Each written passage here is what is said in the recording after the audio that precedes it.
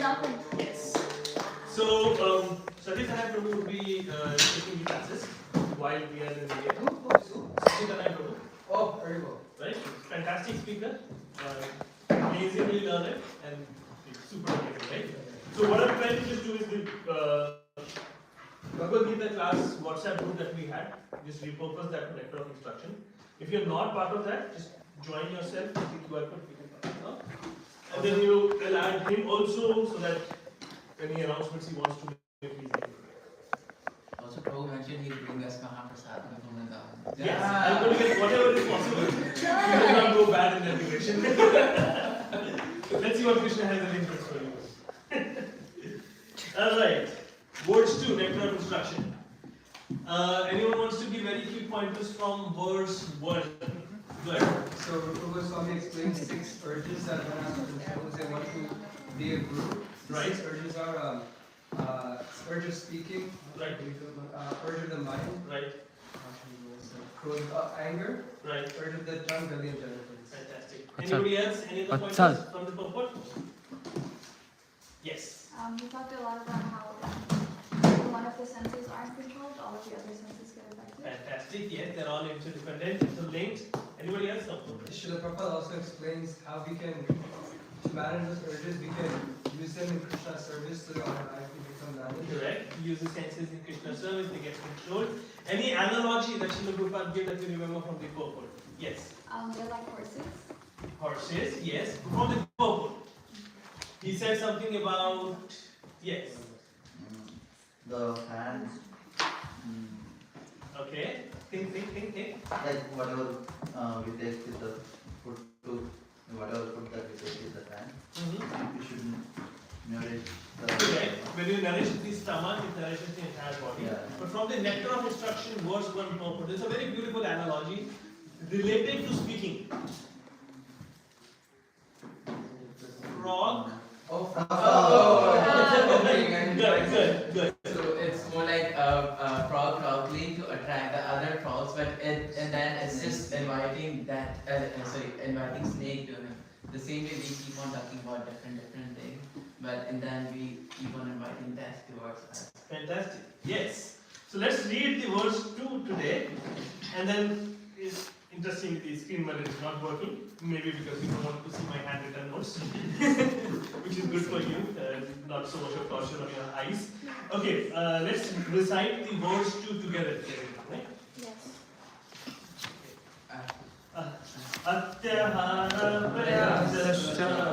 प्रजल्पो नियमाग्रह ज्ञानसङ्गस्य लौल्यं च सद्भिर्भक्ति विनश्यति. Translation.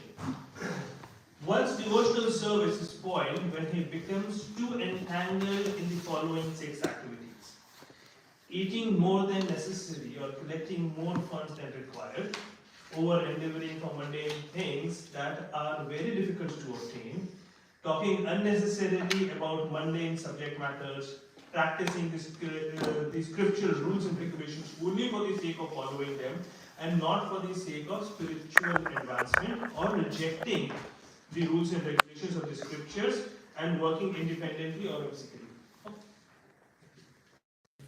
I'll just keep it here. Where was I? They said whimsically. Yes. 5th is associating with worldly minded persons who are not interested in Krishna consciousness. And 6, being greedy for mundane achievements.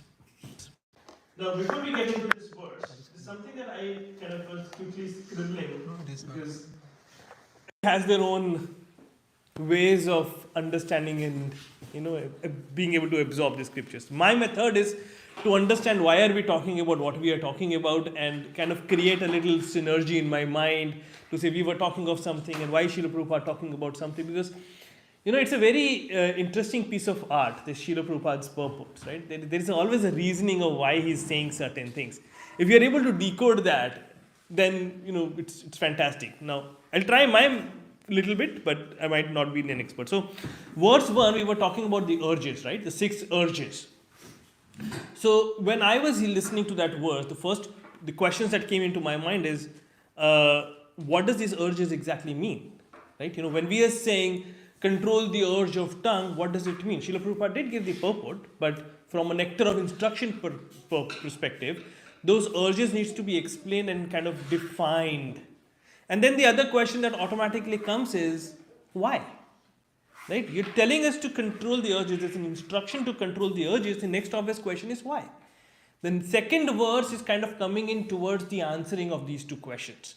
So it talks about a little bit of when you're saying control of the senses, how is that supposed to be meaning in terms of not overindulgence and in terms of avoidance of certain aspects, which is what the 6 things we're going to talk of again.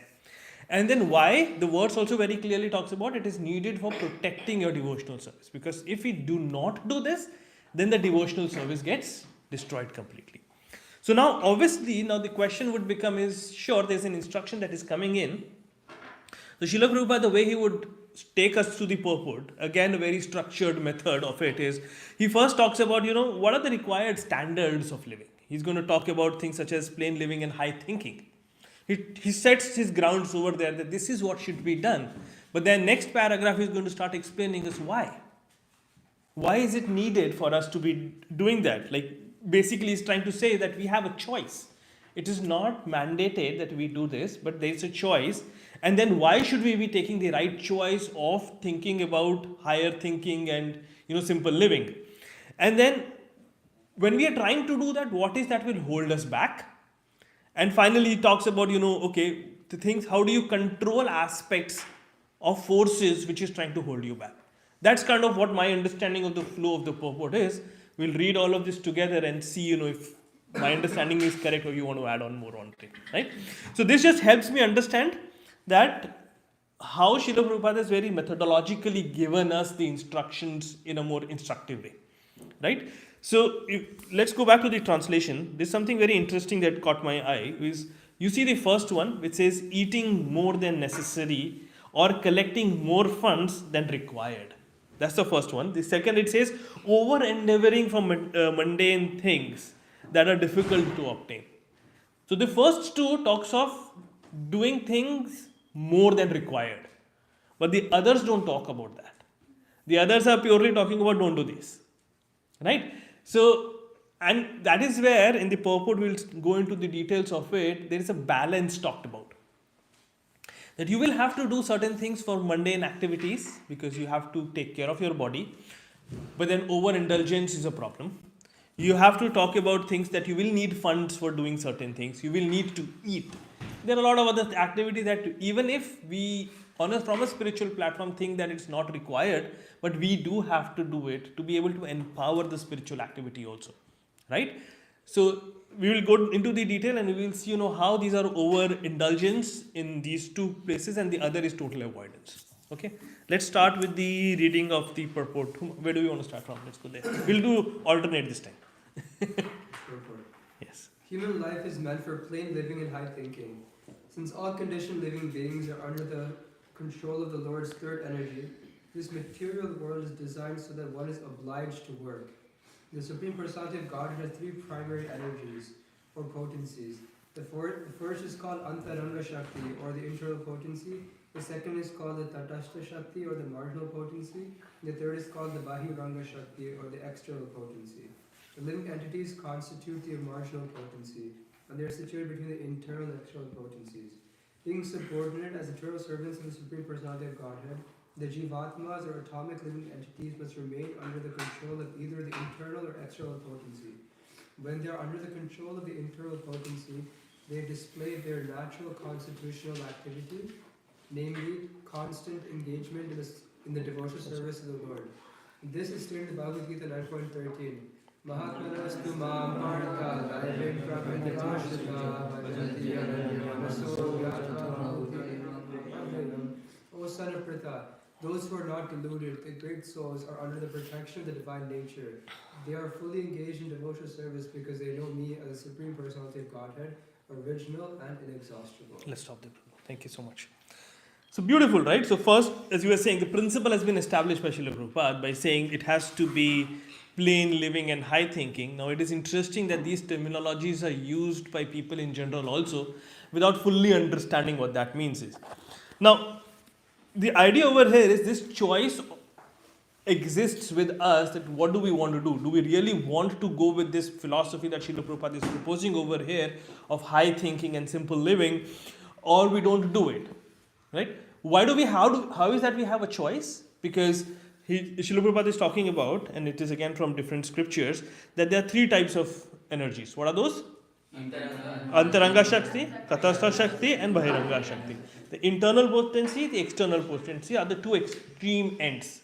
Internal is the spiritual, where everything is blissful, there is no suffering, there is no pain. On the other extreme is the Bahiranga, the materialistic energy of Krishna.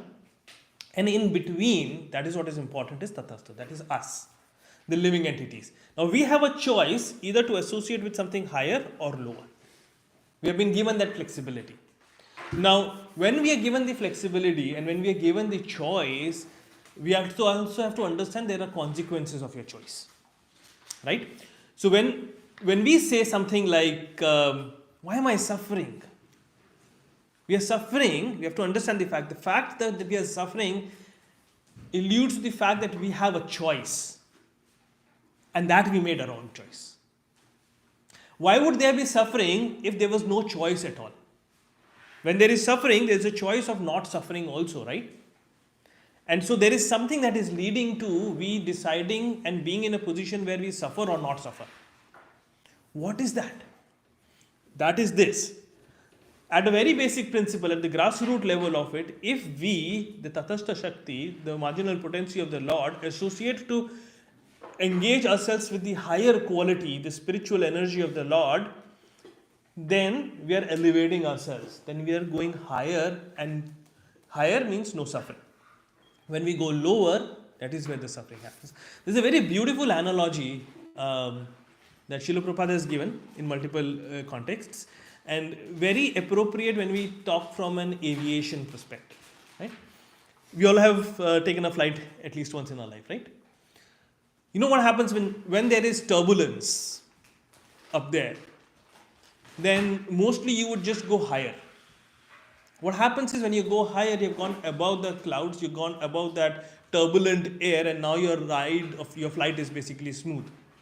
What it also is, the higher, why do aircrafts cruise at the altitudes like 30,000, 35,000, 40,000 feet and not go a little lower? The reason is because when you go up higher, the resistance of air also reduces. You're able to go faster, right? So these analogies Srila Prabhupada uses in many different ways is to try and convince us that if we are in a troubled situation or if we are feeling resistance, we need to go higher in order to eliminate that. Right? They are just different mundane examples to kind of show us how it happens, because we find of otherwise without these analogies find it difficult to grasp the concept of it. So when we are the marginal potencies, for us to go higher thinking means to go higher in consciousness. That is the right way. It's not, and we'll go into the further part of the purport, it's not we just trying to think in terms of greater purpose or something else, which ultimately leads to the same bodily consciousness. Till when we don't go above the consciousness of body and come on a spiritual platform, till then we are not associating with the internal potency of the Lord. Until then, we will continue to face turbulence. Right? That's the idea over here. So, coming back to the original point, saying because we have a choice, do we associate higher or do we associate lower? That choice leads to our suffering or not suffering. So, the question that keeps coming in is, Krishna is Sarva Karana Karanam, the cause of all causes. So he's also the cause of my suffering? To some degree, yes. How? Krishna gives us he gives us free will, he gives us facilities to do whatever we like, and in that sense, he's also contributing to whatever suffering. But he's not directly responsible for it. Right. So he is the cause of causes in the sense that he is the cause for that suffering to be delivered to us. He is arranged for the facility for us to get the reactions of our karmas. And you're right, he's the one who had given the first freedom to us to be able to make a choice in the first place. But the cause of our sufferings cannot be called Krishna, it is us, because we made the wrong choice. He gave us the facility. He is the deliverer of the punishment for the wrong that we have done. But the suffering, the punishment is not because he's the one who's delivering the punishment. The suffering is because we did wrong. So the root cause of our sufferings is us ourselves. The living entity themselves is the root cause of their own sufferings. But yes, the delivering mechanism, the entire way it comes to us is Krishna's engineering. But the cause is us. Right? Questions? Anybody? Yes. Go ahead. So it's like the government, right? They Yes. give us all these facilities, Correct. but if I go steal from the bank, it's not the government's fault. It's my fault. Absolutely. Absolutely correct. Yes, Ruby. The third type of misery is that Adi Bhautika, Yeah. Adidaivi. Adidevika, like where the tsunamis and earthquakes and these all are kind of like created by God, or like these are like.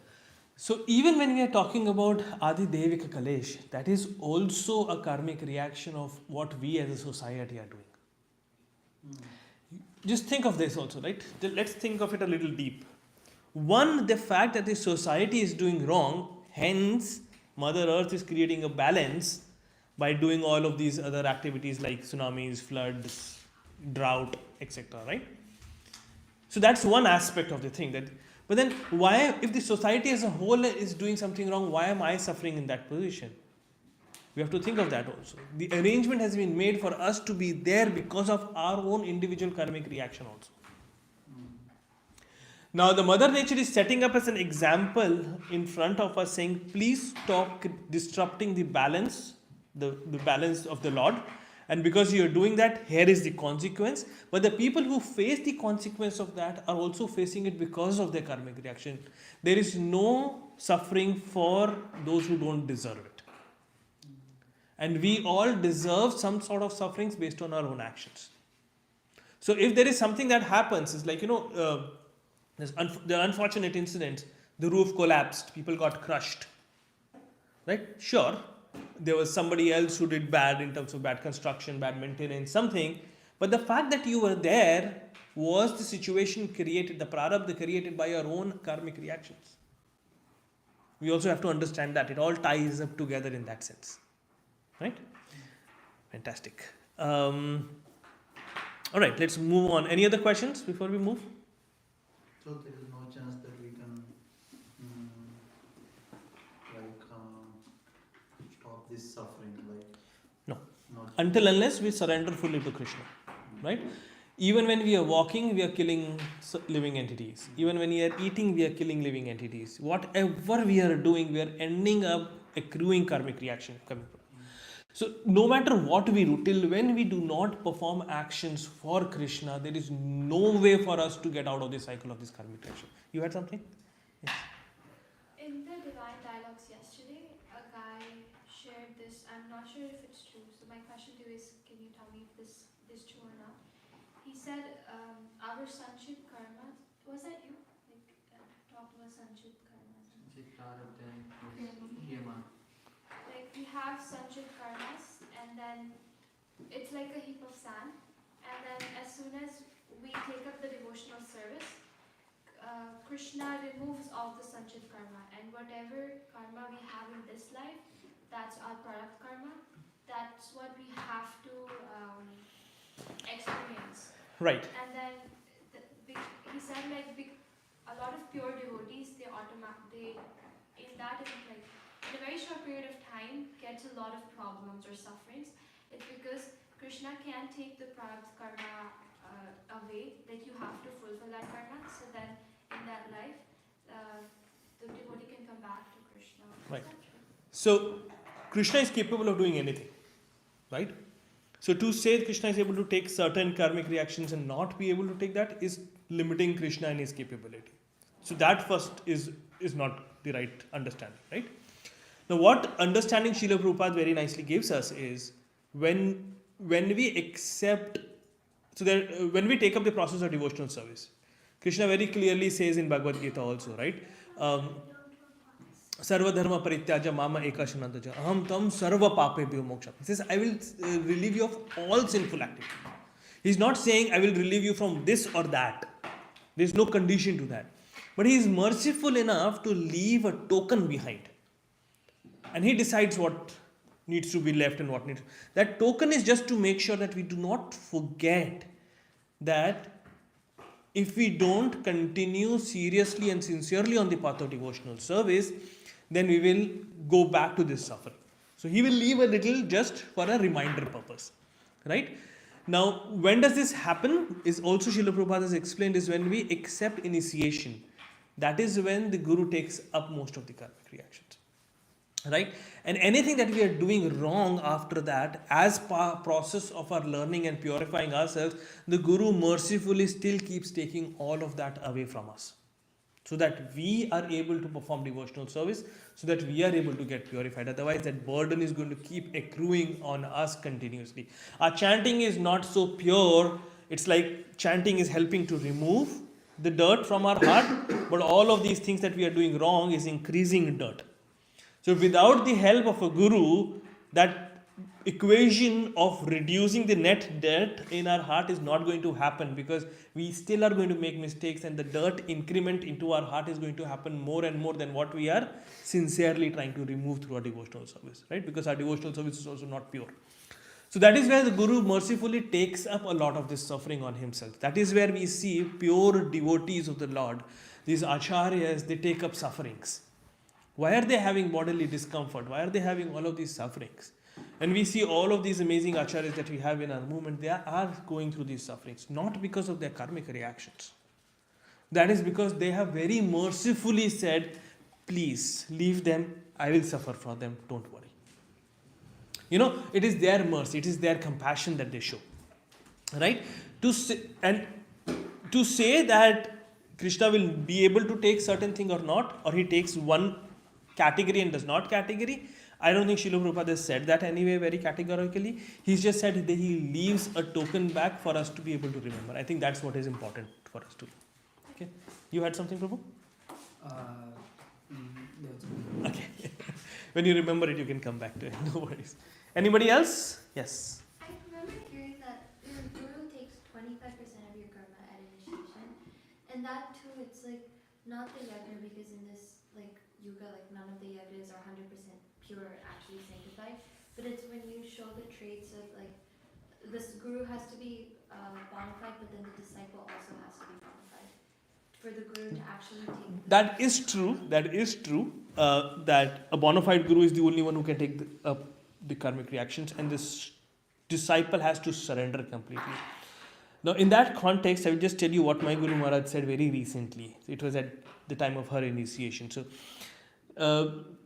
and because he said that, I'm considering it as bona fide to be able to say it over here. As part of their initiation ceremony, at the end, there is a banana that you offer to the Guru. What's that? So the Gurudev, at the time of the initiation, was saying, that's your karma's burning. Right? So he was making sure at the initiation that he's pouring ghee and everything, that the banana is like totally engulfed by fire. Said, I'm making sure that the karmas go away. Now again, that's a representative thing. It does not mean that the banana did not burn, so the karmas is not taken and all of those things. It's an offering by the Guru by saying, we're going through the process of initiations, I'm taking the responsibility, and that is how it happens. The 25%, I don't recall reading it anywhere, but I can do a quick search to see, because the only thing I remember, as I said, is Srila Prabhupada very clearly saying only a token is left. So what is that token? Is it 10%, 25%? What is left? I don't know. I think like what I feel, and this is my own thing, I have not read it anywhere, is I think Guru and Krishna would decide what is best in our interest, or what should be taken, what should not be taken. What aspect are we probably going to falter on? Let's keep a reminder over there or not, because they're our best well-wishers. They will do what is in our best interest. Their desire is to relieve us completely from all sufferings. So if it is in our best interest, they will take up 100%. But they leave something so that we do not become lazy. Right? So in that context, I think they will do what is in our best interest. To take 25% or leave 25%, it's their their thing. I don't think that's very like mathematics of that has been given in any ways. Yeah. I'm just a little bit confused for you, sorry. So if like for the disciple has to be fully surrendered to the Yes. guru, but to get to that point of being fully surrendered, don't our like karmas and like samskaras like kind of stop us from being in that pure position? So when we say fully surrender to Guru, that means that any instructions being given to you, you are making the most sincere efforts to follow that. It does not mean that you are 100% able to do it, but you have made your full sincere effort. Everything that was fully there within you, you have given it as an attempt to make that happen. Let's say, let's take an example, right? The Juhu project was such an amazing example in that. There's so many devotees, senior devotees within the movement who were trying to make that deal happen. If you read Srila Prabhupada's Leelamrita, it's mentioned over there, right? So, their sincere attempt in making that deal happen because Srila Prabhupada wanted it was their full surrender. Not that the deal happened. The attempt, that is the difference between the material world and the spiritual world.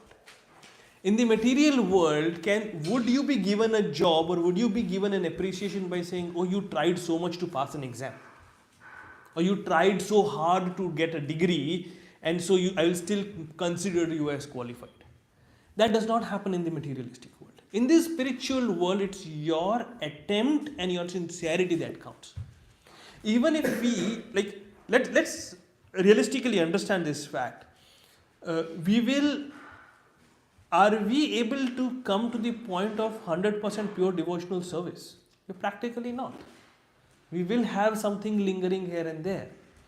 So what happens is, that is where Krishna says, and the Damodar Leela is a very good example of understanding that. He sees our sincerity and effort and he says, okay, you're pushing yourself harder and harder to come towards 100%. And at the end, towards her death, he said, okay, you've come to 90 something, fine, I'll cover up the rest for you, don't worry. I will be your guarantor. Right? Radharani, Krishna, Guru, all of them kind of then covers what we are lacking over there. But for that to happen, we should have shown full sincerity. That yes, it was not like, I went out late, partying around, and so I was not able to attend the Mangal Arati. But I made every attempt to wake up, I was not well, I had high fever, and so I missed Mangal Arati. Things like that is what matters. Krishna does not see, and this is very interesting, Krishna does not see what you are giving. He says what you are withholding. So if you have given 10 hours, Krishna does not see what you are giving. He sees what you are withholding. Right? You might have $10 in your pocket and the other person might have $100 in his pocket. Both them giving $10 is not the same thing. Because one has given 100% of what they had and the other has given 10% of what they had. That is what makes a difference. Krishna does not need the $10. He needs our surrender. And the surrender is defined by of how much of our capability am I giving right now. So, there's so many amazing people that we meet. They're in difficult situations where, they're in a family where they're the youngest and, the elders are taking control of what is the day-to-day affairs. And they're trying to somehow or the other pursue them to saying, please don't eat meat. Please let's do this. Please let's do that.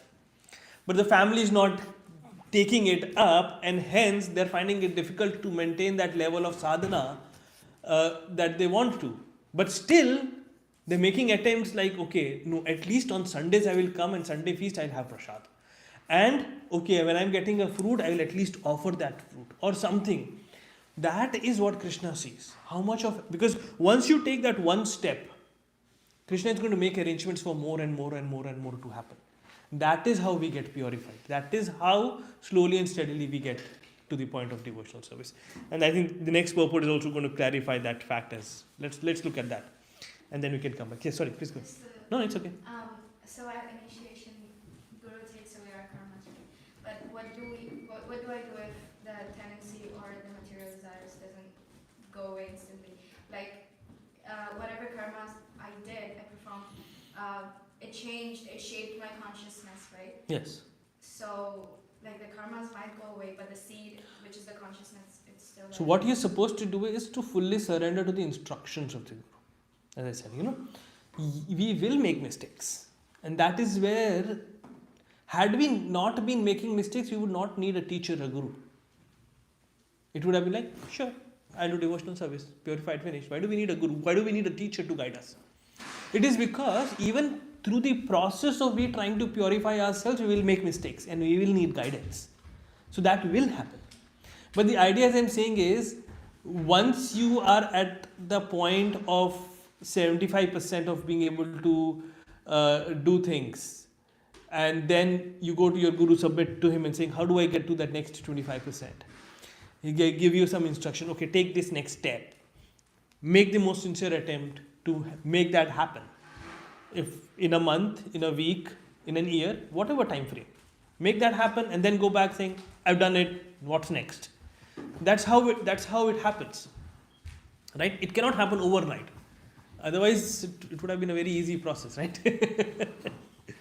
All right, let's go to the next paragraph. Do you want to read? Okay, good. Let's do it from here. Okay, the word Mahatma. The word Mahatma refers to those who are broad-minded, not cripple-minded. Cripple-minded persons always engaged in satisfying their senses, sometimes expand their activities in order to do good for others through some ism, like nationalism, humanitarianism, or altruism.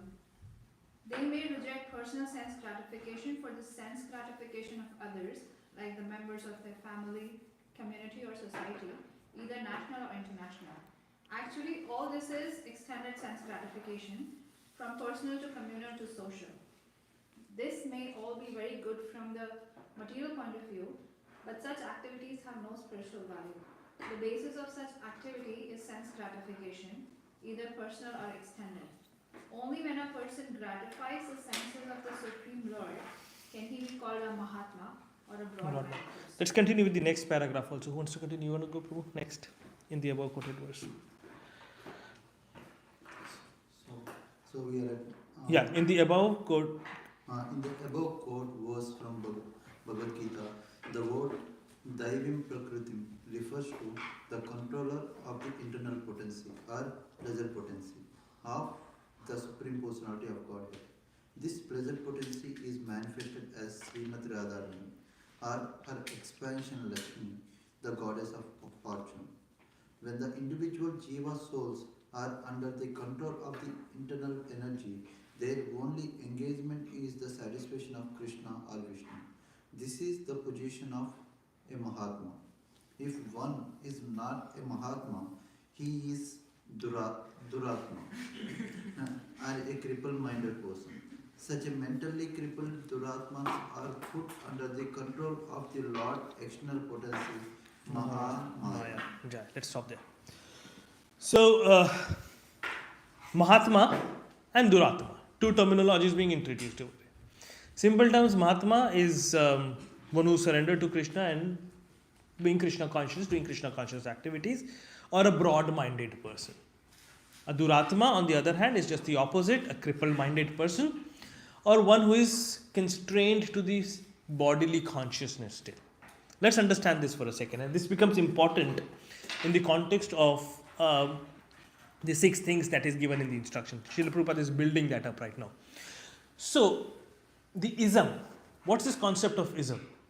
At the very initial stages, or at the lowest level of consciousness, we identify ourselves as the body, and then we try to gratify our own senses, right? So we would say, I want to make sure I eat good, I want to make sure that I wear good, so on and so on and so forth. It's me, I, me, mine, as it's called, aham. So at that stage, you're only thinking about yourself. But then there are certain people who kind of, you're saying, is grow above that, but are still in the bodily conscious of life. That is where they get stuck with ism. Like nationalism. They're saying, I have to make sure that my country people are not suffering. or other type of isms, Hinduism.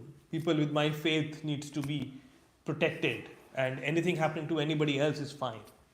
You know, or it's based on ideologies, communalism, capitalism.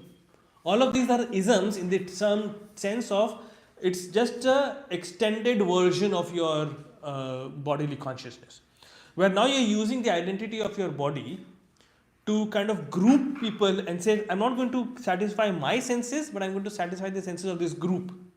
So it's still sense gratification. That even still is cripple mindedness.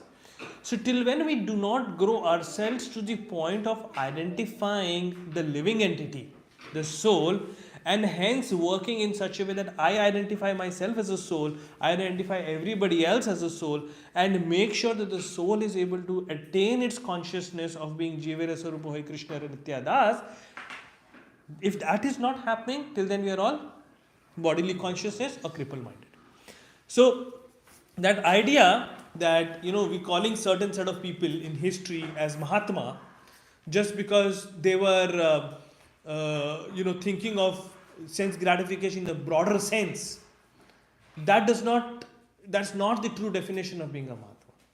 A Mahatma is actually a person who is a devotee and as has that Vaishnava acharan in them, in terms of which they are thinking of the well-being of everybody around them in the full sense. A devotee thinks of themselves in terms of elevating themselves to higher levels of Krishna consciousness and also thinks of how to engage somebody else. I'll give a very interesting example just to help you understand why these isms don't work. So it was very recently, you know how for a professional networking things you use LinkedIn and stuff. There's this one guy who posted saying what he had done was he had quit his job and was walking around to try and create awareness for blood donations. So he was like doing thousands and thousands of kilometers of walk. And he did that, I think, for something like 4.5 year period is what he was saying on the post. And covered something like 20,000, 30,000 something kilometers, like a huge distance. Probably like the third longest walk that anybody might have ever done. And what is interesting is, like you can call him a Mahatma because he's done so much for the overall good for everybody else, so much of blood camps organized and so much happened, so many people benefited, etc. But at the end of the day, what he was posting was, I have to stop this. And why? He has to stop this because he's ran out of money. He's ran out of physical strength. He's injured himself multiple times. But the greatest is, he's saying my mental health has been affected. If you're doing something so great, so pleasureful, how is that your mental health can suffer? And if you're doing something great and so pleasing and so satisfying and so fulfilling, why will you stop? So that is where we understand the aspect that Krishna consciousness, devotee Srila Prabhupada, till the very last moment, he kept doing what his guru had instructed. All Srila Prabhupada's disciples, seniors, are continuing to do what Srila Prabhupada had instructed to do, and so on and so forth. The disciple succession has always been going on like that. This movement is not stopped, will not stop. Right? Why is that purpose still being maintained? Because the purpose is much higher than the purpose of the body. It is about the sense gratification. And that is why all of these amazing devotees that we have had in this movement are all Mahatmas. And that is the true definition, and that is what is the purpose that we have to do. You had something to So, I'm sorry, it might be contradicting, but also, like, I've heard few documentaries, I've heard it from Prabhupada disciples too, that Prabhupada, I think he was about to build another temple, and then at that time, he just had like enough money to spend it in the same temples for their thing, and he was like, you know what, let's just do it. I think Shubhilas Prabhuji told me this, and he was like a Vaishnava has to deal with anxiety, and he was something like, so in that sense he's also dealing with anxiety. But then did it cause him to have a mental health issue? You read the Prabhupada Lilamrita, right? The amount of anxiety Srila Prabhupada went through for the Juhu temple, waking up all night. Had anybody of us been there, it would have been like nerve-wracking. It's crazy what happened there, right? But so a devotee is anxious, but anxious to make sure that the service for Krishna happens perfectly. It is on a very different platform that does not impact the mental health. Like, again, I was saying when we were doing the Bhagavad Gita class, right? I said it's a very common thing in Hindi to say when we're talking about Bhagavad Gita, right? Karma karo phal ki chinta na karo. Right? We're saying do your work and do not worry about the result. That is not what Krishna consciousness is, and that is not what Krishna is teaching in Bhagavad Gita, right? He's saying, do your duty and surrender the result all to me. There's a difference. Anxiousness is going to come because you're not giving up the result in terms of saying, I don't care about the result. But the result has to be surrendered to Krishna, so the result has to be top class. That's the first class citizen, as Srila Prabhupada calls it. So anxiety in terms of giving pleasure to Krishna, and the interesting thing is that anxiety also gives you pleasure. And that is also satisfying. Because what happens is, there are so many things, you keep going around, you will hear so many different engagements that every devotee might have had with some senior devotee over there, where they are anxious that I did not do this service best, or I have to do this service best. And in that way, they got some loving reciprocation back in some shape or the other. That pleasure that you're getting, that you don't get from materialistic anxiety, right? You don't go to a psychiatrist and say, oh, you're going to get a lot of love, except for the fact that you're giving him fees, so they're happy. But it's not that you're getting love by being anxious for materialistic reasons, right? So that's the difference. There's a very difference in that, much of a difference in that platform. It's good. So, for example, if we take one example, in temple we have few services those services which giving anxiety, which not giving actual, like they are doing for the sake of doing, Right. not feeling it. Right. That means it's giving stress to them. Then that we consider that service is not good for him. So, let's put it this way. Any level of anxiety for the service of Krishna is not bad for you. Okay? But we might not be at the level to be able to take that. Because we are still under the bodily consciousness. On our pure spiritual platform, all of this is not going to trouble us, not going to bother us. We will be able to manage to sail through blissfully. Not a problem. But we are in a bodily consciousness to an extent. We have limitations because of body. We are conditioned souls right now, right? So if there is a situation in which there is a lot of service in your bucket that you are not able to manage, you're getting anxious because of it, you go and talk to the senior. Somebody, your mentor, somebody who is allocating services, some authority, and say, this is what is happening. And then they would assess the situation, okay, let me do this to help you out right now till when you grow to the point of being able to do this service. There's so many examples in Prabhupada's Leelamrita also, where there are devotees who are like anxious, I cannot do this service, but Prabhupada says, do it. Because he knows that you are capable of doing it. So he has to push devotees further and further for them to be able to, improve further. So that is why we need a mentor always. That is why we always need a guru to be able to discuss and say, am I being anxious because I'm withholding myself, or am I being anxious because I'm having more in my plate that my current capabilities allow? And how do I increase my capabilities so that I come to the level where this is going to happen? Like I can give you an example. Very recently, I was asking my Gurudev this question that, Gurudev, there are certain services being allocated to me, which I don't think I'm qualified, and I'm anxious that am I even doing justice by taking up these services or not? Is that right or not? And his answer was discuss with your mentor, right? It is basically you have to, your mentor would decide and help you saying, no, I think you can do it. Do it. Or they will say, okay, I see you are being troubled. Let me just help you out by saying, okay, remove this and take this and something. So because your mentor is the one who can in a day-to-day life be able to guide you to grow to that level of full surrender, that anxiety should be discussed basically. Just don't keep it to yourself and saying,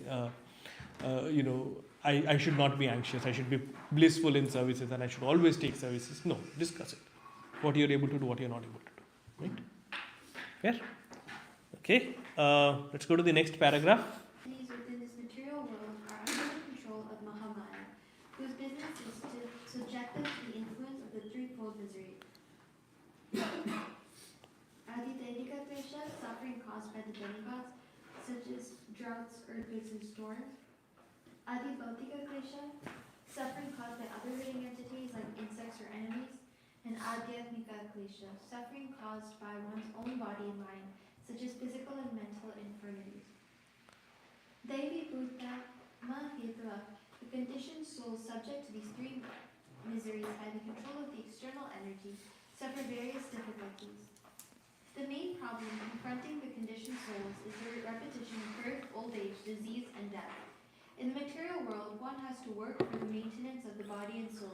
But how can one perform such work in a way that is favorable for the execution of Krishna consciousness? Everyone requires possessions such as food, grains, clothing, money, and other things necessary for the maintenance of the body. But one should not collect more than necessary for his actual basic needs. If this natural principle is followed, there will be no difficulty in maintaining the body. Let's stop there. Thank you. So, we talked about who a Mahatma is. We talked about a Mahatma is the one who's going to be going on a higher consciousness level. But all of those things can only be done once we identify the problem and identify the problem that is stopping us from doing it. You cannot solve anything till when we acknowledge the problem and identify the problem. Agreed? Right?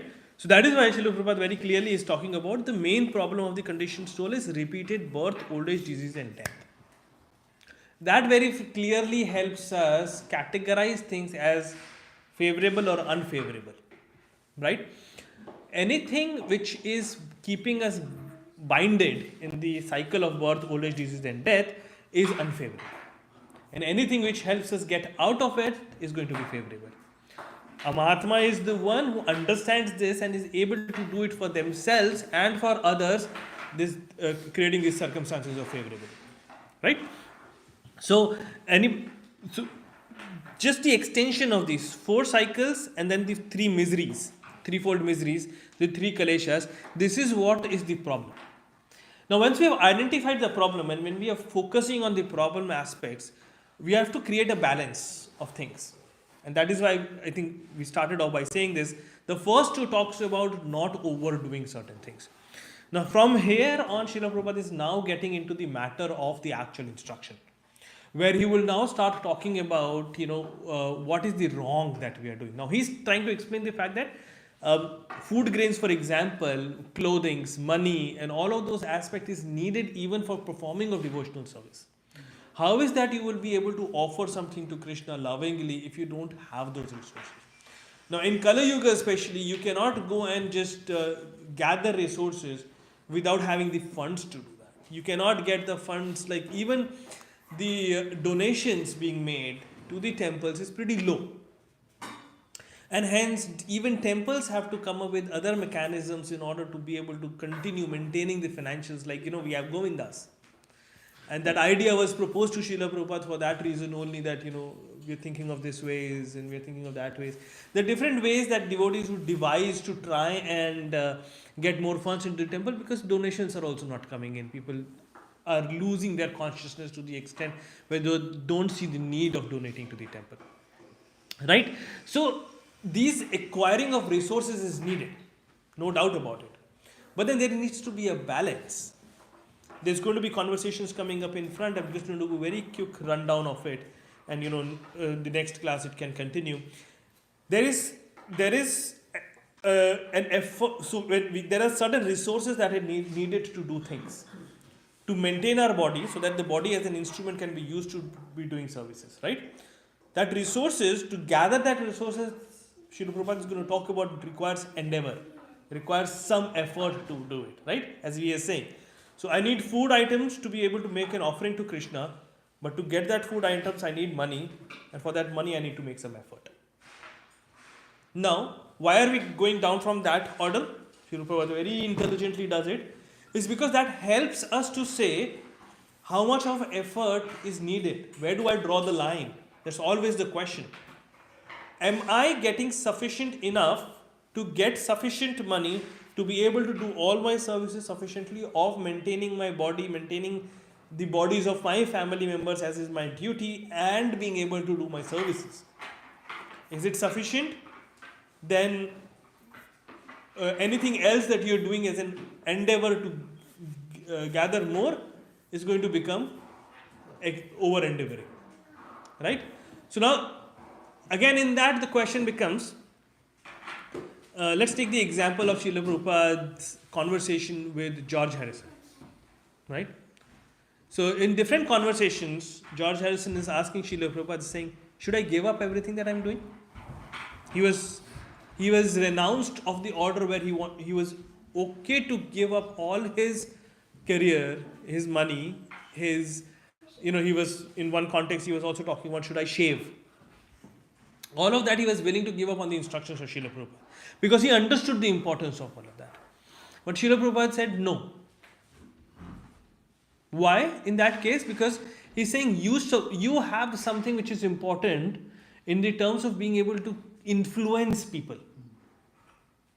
Use that in the service of Krishna. Any endeavor that you are doing in order to create your greater influence, so that people listen to your song, and in your songs, like he wrote some amazing beautiful songs in the glories of Krishna, that is how he took Krishna to so many more people than what a devotee sitting in the temple can do. In that case, because there's an instruction, there's a guidance to him from an authorized scripture, it's not an over endeavor.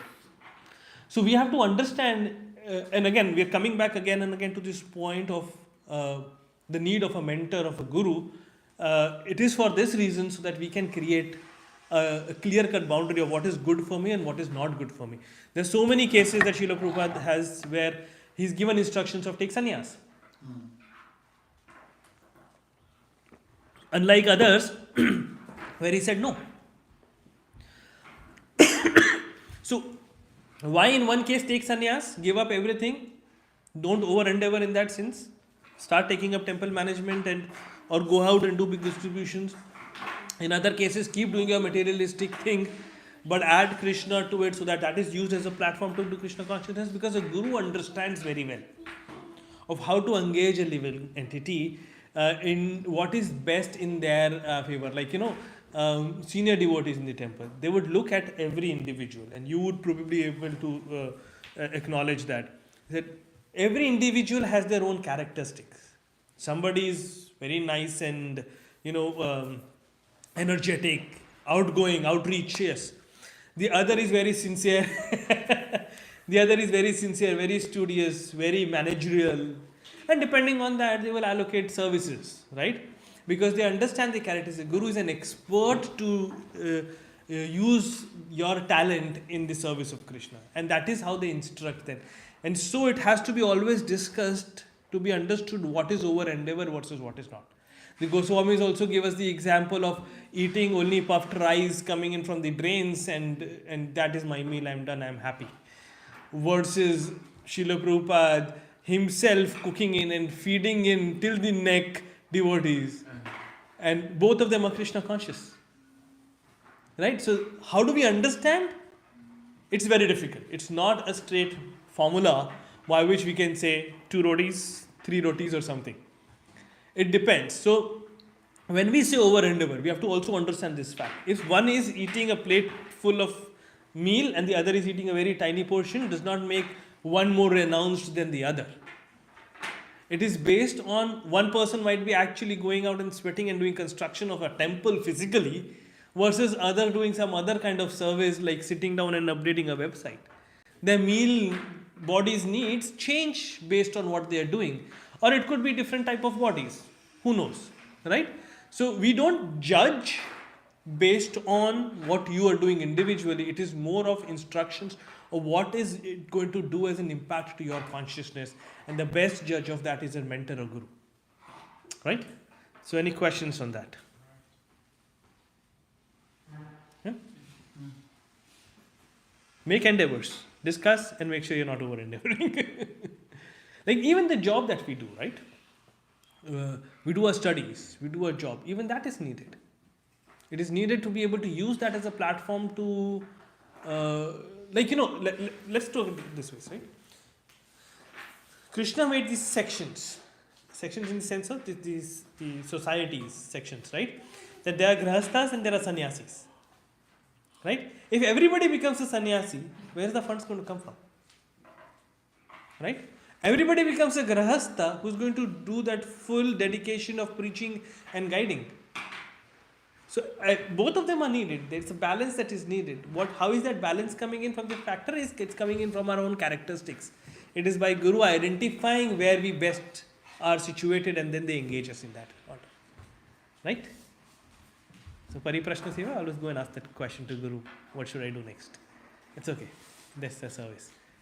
Alright, questions. We'll take 5 minutes and then we'll rush out. Yes. Prabhu, as we read about three potencies of Krishna, Antaranga, Baharanga and Tatistha.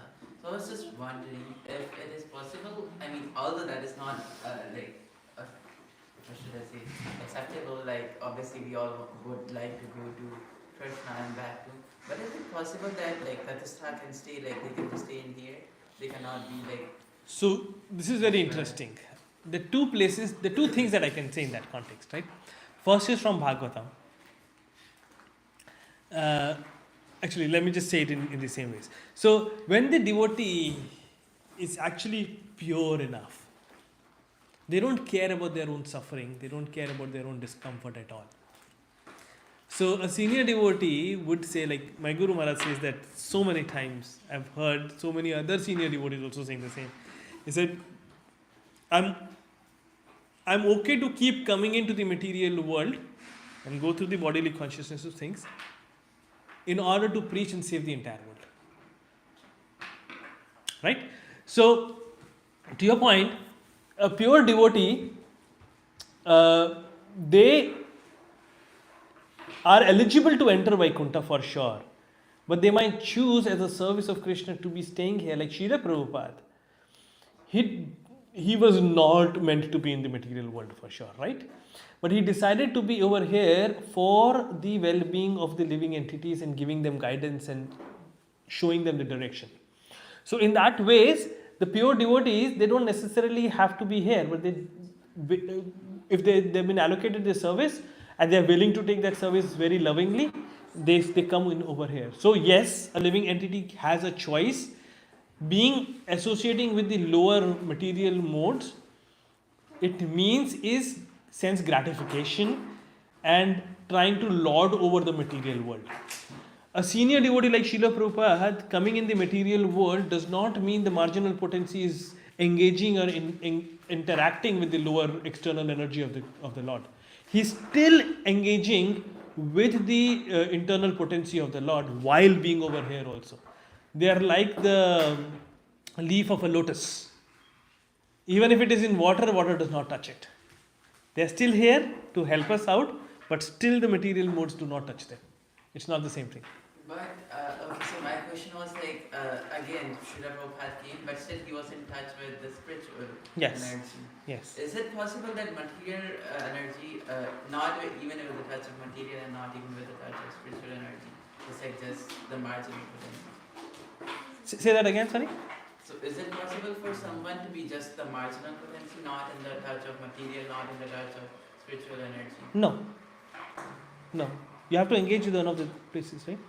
The living entity has a choice. They have to select one of them. There are just two choices. There's no all of the above or none of the above. Two more options coming in over there. You had something, Prabhu? Yes. So Prabhu, you mentioned about Mahatmas, right? They are the great devotees who have surrendered to Krishna.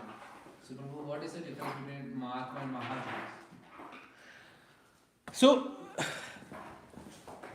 a Mahajana is a Mahatma for sure, right? So Mahajana is, the 12 Mahajanas as we said, are the ones who are very well versed with the concept of dharma, the duties, the religion, the goods and bads, of what has to be done in what situations. They are experts in that. When you're fully surrendered to Krishna, you don't necessarily, like for example, Srila Prabhupada is fully surrendered to Krishna. He is a Mahatma, but he is not a Mahajana. Even though he is knowledge to that level, but he is not categorized as the 12 Mahajanas, right? So all Mahajanas are Mahatma for sure, but all Mahatmas are not counted as the Mahajanas, right? They are representatives of the Mahajanas, if we have to say it that way. So, What is the difference between Mahatma and Mahabhaga? again, there are terminologies, again, different ways of saying great, good. No. So, okay, let me say it this way. So, there are different Sanskrit words, right? And the attributes overlap with each other. They're just definitions of saying he's compassionate and he's good. What's the difference? A compassionate person is also good, a good person will also be compassionate. So, there's an overlap in that. So, if we go by the definition, a Mahatma is an open minded person, right? Who's understanding Krishna consciousness and practicing. A Mahabhagavata is also a Mahabhakta, like he's also a devotee. It's practically the same thing. It's just two different root words being used, two different adjectives being used to depict their different qualities. So when we go into devotional service, we start showing these different qualities, and these are different qualities that they would have. They will be open-minded. They will always be very well versed with understanding who Krishna is, and so on. They're all connected in that aspect, right? All right, one last. I can take. You said in the beginning that this material world is designed so that one is obliged to work. So why is working in the material world so austere? Which was the line again? Let me just. In the first part, it says, since all conditioned living beings are under the control of the Lord's third energy, this material world is designed so that one is obliged to work. So let's understand this fact from a constitutional position of a living entity. They are always obliged to do something. That's their characteristic. The material world is in particular binding in the sense. It is in particular binding because, it's like the carrot in front of a horse. You keep working, thinking, okay, if I do good in school, I'll get a good college. When you get a good college, I need to work more so that I get a good job. When you get a good job, I need to work more to get a good promotion, etc., etc. So what it means is, it's kind of in a sense that for that desire for a pleasure, you will keep working continuously. It is binding in that sense. The constitutional position of a living entity is to be active, it's not to be inactive. That is one aspect where you can either work for Krishna and get a full satisfaction and full blissful experience by just working for Krishna, or you can start working in the material world where in particular that binding aspect has been called out, that you will keep working, you will keep running more and more and more and more with the desire, I'm almost there, a little more and I'll get the satisfaction, that pleasure that I want. But when you reach there, the goal has been shifted even further, and then you keep going on and on and on and on. That is the quality of the material world, and hence that is where that you're forced to work, because in the material world, if you don't work, you will not have anything to eat, you will not have anything to wear. In that sense also you're forced to work, you're forced to do something to maintain the body, because the body will continuously keep desiring for more and more. Right? So as devotees, should we still have to work under the third energy if we're trying to associate with the first energy? That is where the difference between endeavor and over endeavor comes in, right? We need to work to be able to maintain the body. But if we understand the fact that we are not this body and a body is only an instrument, we will take care of the body only to the extent that an instrument needs to be taken care of. You know how we have different kind of people. For one, it's a car. I have to make sure it works well. It takes me from one place to another and it is maintained and it's clean. That's it. There are others who spend hours and hours and hours like cleaning, taking care, beautifying, so on and so forth. For them, the car means a lot more. So that is one easy way to understand endeavor versus over endeavor, right? So in the same way, for us, this is the body. We have to keep it clean. We have to keep it fit to be able to be used in the service of Krishna. That is needed. So we need food, we need clothing, we need, all health cares, and all of those aspects are needed. But it is needed only to the extent where it needs to be fit and healthy to be used in Krishna's service. Now, if I start putting in over effort in saying I need to become that bodybuilder guy with big muscles and stuff, that's over endeavor clearly, because how is that going to be used in service of Krishna unless you are picking up big things and doing things like that, and you really need to, right? That is what it means. Okay, thank you. No And also problem. one more thing. Yes. Prabhupada at some point he says that as Kali Yuga progresses, people have to work a lot more for basic necessities. Yes. So is this like unavoidable even for devotees, or? Yes and no. So the aspect of Kali Yuga is, the government is going to keep increasing taxes. People are going to become more and more greedy. There's going to be more profiteering that is going to start happening. So even the slightest thing that used to be available at a certain price, the prices are going up. There's inflation that comes in, right?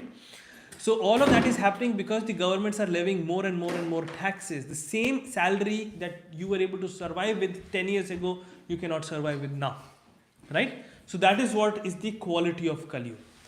Does it impact the devotees? In one sense, yes, because now they need more resources to maintain their body, and they need more resources to be able to get the services done also.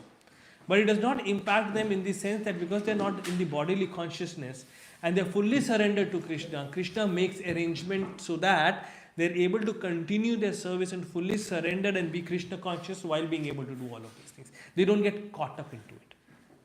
That's the difference. So yes and no in that sense. Okay. Fantastic. Why does Thank it you. have to be such an austerity? For you to get a beautiful gold jewelry, the gold has to be melted and all of those things has to happen. Yeah, it is needed.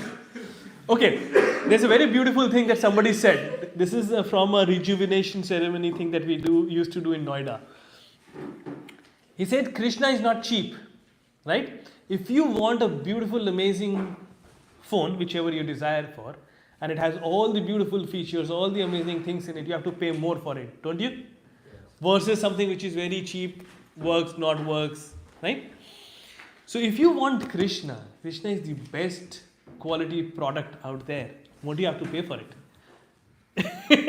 So our endeavor, our sufferings is that sincerity that we have to pay with to be able to get him. Fantastic. Jai. Thank you so much. Hare Krishna. Thank you so much.